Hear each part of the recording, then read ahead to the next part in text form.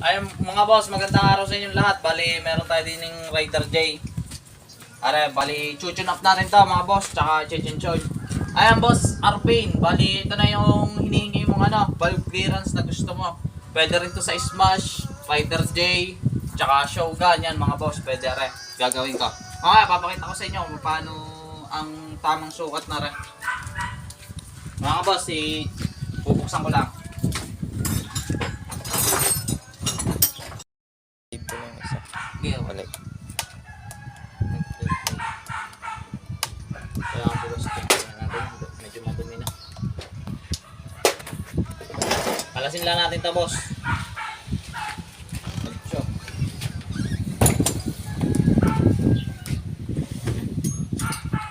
Kaya kung ano.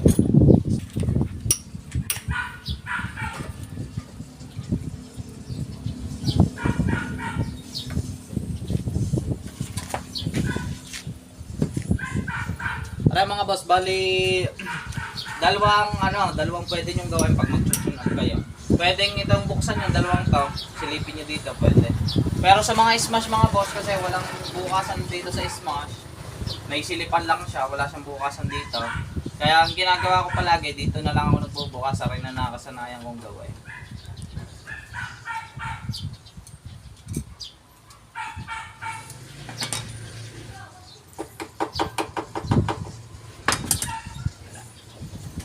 Meron nga pala kami.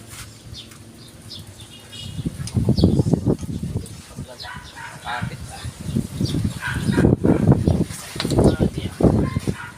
Yeah. Kaya mga boss, balik gagawin nila mga boss eh.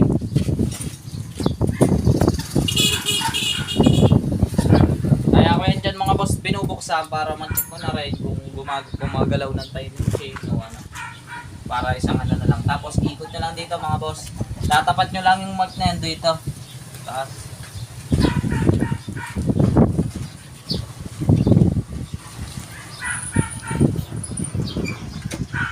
Yan, mga boss. Ayun mga boss nga pala.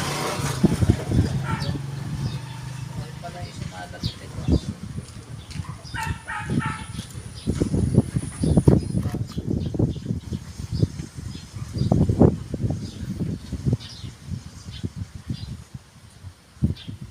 Yan mga boss, tapat nyo lang doon. Yung mga boss, yung ibang mga naka-smash dyan, minsan na-experience ko lang kasi, usapan lang natin to. Na-experience ko kasi mga boss, merong mga may-ari ng smash, yung syempre, yung iba walang alam nga sa pagmumotor, tsaka sa ano. Meron kasi itong cam follower, mga boss. Pag sobrang baba ng minor mo, may tendency siyang umingay, lumagitik. Yun. Minsan ang iba natatakot, hindi kasi nila alam kung ano yung nalagitik na yun. Kaya mga boss, medyo taas-taasan mo lang minor mo para yung tawag dito, yung cam follower ay makasabay ng maganda sa ikot. Kasi malambot lang spring ng mga boss. Wala to kasing cam follower kaya hindi ko may pakita sa inyo. Ayun mga boss, ayun yung nalagitik dito pag yung mababa minor. Kaya yung iba natatakot, akala nila kung ano. Pero yung mga boss, okay lang yan, normal lang naman yun. Kung ayaw nyo may nalagi-lagitik na gayon, medyo tas-tasan nyo lang ng konti ang minor. Pag yung sobrang baba lang naman ang minor ko, kaya nalagitik. Sorry mga boss, pakita ko sa inyo yung valve clearance na para dito sa gantong motor.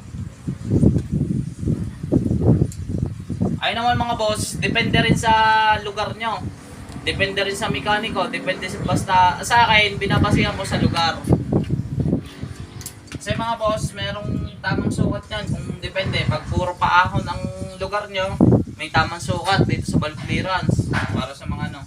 Pero sa mga gantong single naman mga boss, kahit yung natural na tune up lang niya din. Gawa yung iba pag mga maaahon, sobrang laki ng gap niya sa exhaust. Tara mga boss, sukatin natin. Medyo malulpag na nga.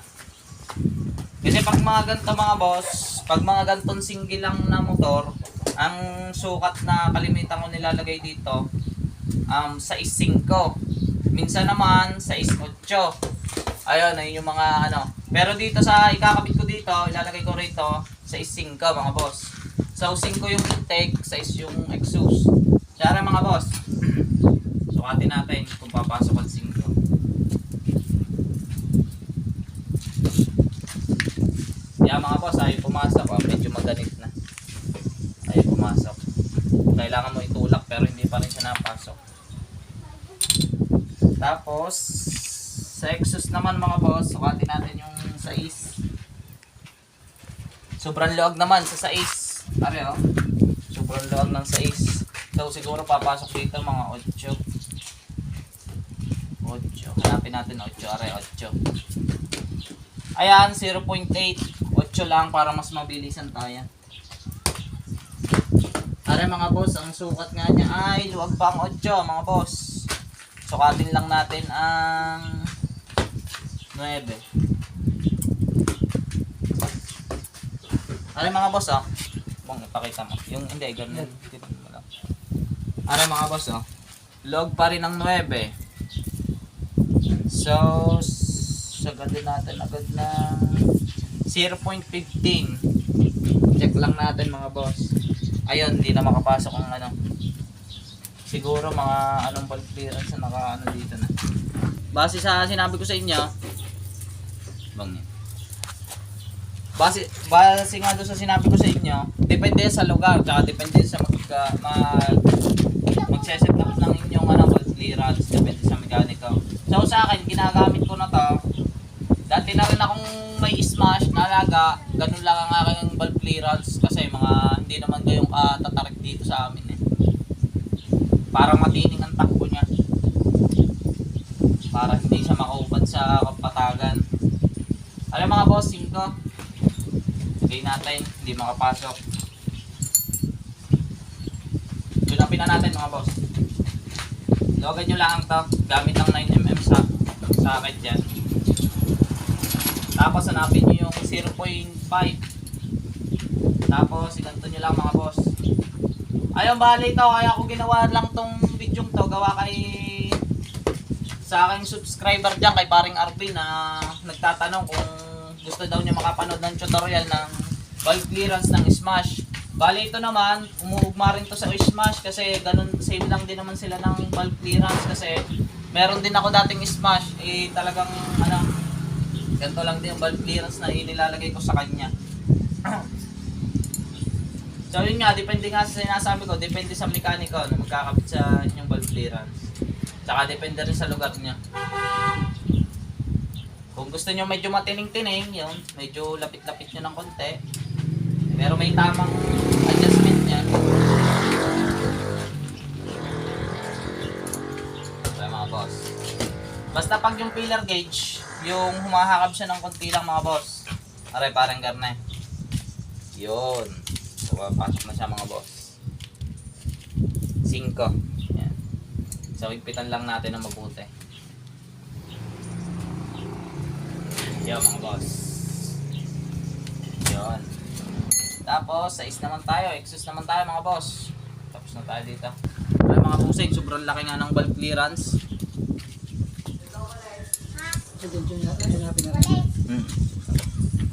Alright mga boss, bali magkaiba ng tappet screw na pala nito. Siguro na lost thread na yung dating intake nito. Kaya iba na yung intake. Kasi ang original na nito 8. Aray 8 pa rin yung nasa ilalim. Kaya aray mga boss, tune up natin.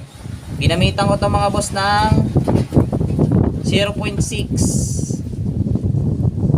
Ayun nga, sabi ko sa inyo, kaya ako'y paulit-ulit kasi gawa ng mga basher natin diyan. Ay kaya paulit-ulit ako na sinasabi, in-explain ko sa inyo na pwede rin dito ang 0.6, 0.8. Ayun, ay pwede nyo may ano. Sa akin naman, ang inaano ko nga 0.6, 0.5 kasi medyo hindi naman ganun katatarik ang ahon dito sa amin. Tsaka kung may ahon man, maigsi. Para sa patag, matining ang ano niya, matining ang takbo. Tsaka itong valve clearance kong to, sa Smash ko dati, ganitong valve clearance ko. Talaga lang mga boss, kung masusubukan nyo, ang tining talaga. Ang sarap tumakbo. Kahit mga nilulustan naman. Basta stock lang. Lusot yun sa mga road sport na 125. Nalusot yun mga boss. Sa yun lang, meron rin kasing tong sa takbo ng motor. Valve clearance, napakalaki ng trabaho nitong valve clearance.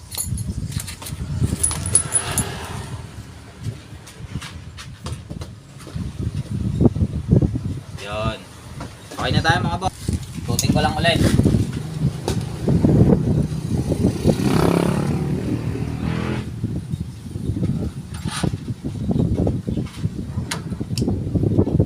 Tsaka mo daw. Nakabidyoin mo. Oo. Ay, iyan mga boss. Salamat sa inyong panunood. At aray, update ko na lang kayo mamaya. Papandarin ko aray. Ay, aray, tatakloban ko na lang. Teka lang mga boss. Akin lang ulit ikot. Ang follower.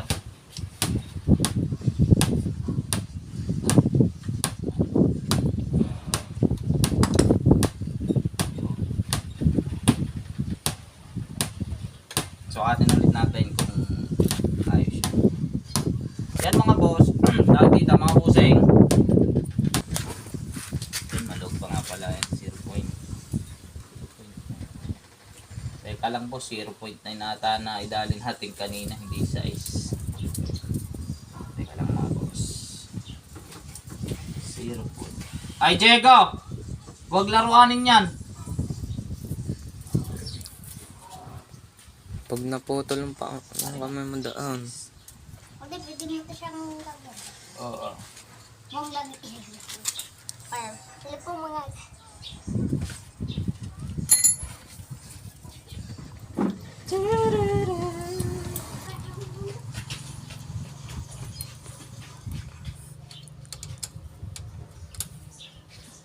Sige, din bang. Boss, mamaya may pag-uusapan tayo about sa carburetor at FI na naman mga boss. Bali may babaklasin tayong FI dyan mga boss. Bali papakita ko sa inyo yung tutorial ko doon.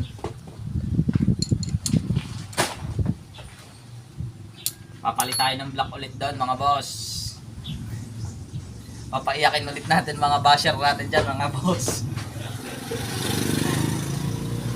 Tayo naman mga boss nagbibigay kaalaman lang at saka suggestion sa ibang mga nakakaunawa. Yung iba kasi tawag dito, ang sisiwal ng mga comment nila mga boss kasi mapipera sila. Wag ka daw bumili ng FI kung wala kang pera. Ay mga boss, mamaya pag-uusapan natin yan. Date ko na lang kayo mamaya mga boss.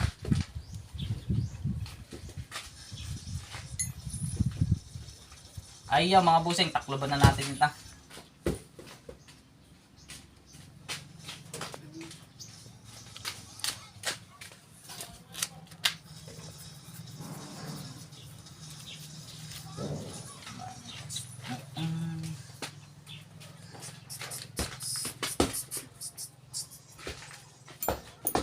Aray mga boss, takloban ko na.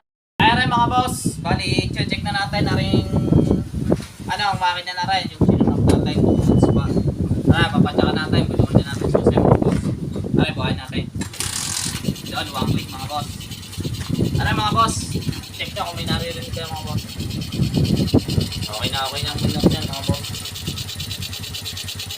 Ito lang minok nyo. Okay ba? Din na. Ay mga buseng, maraming salamat sa inyong suporta tsaka sa mga subscriber ko dyan. Maraming salamat to sa patuloy na pagtaas sa ating subscriber tsaka sa mga viewers natin. Tsaka sa ating mga malulupit na basher, maraming salamat. I love you ng pagkakarami.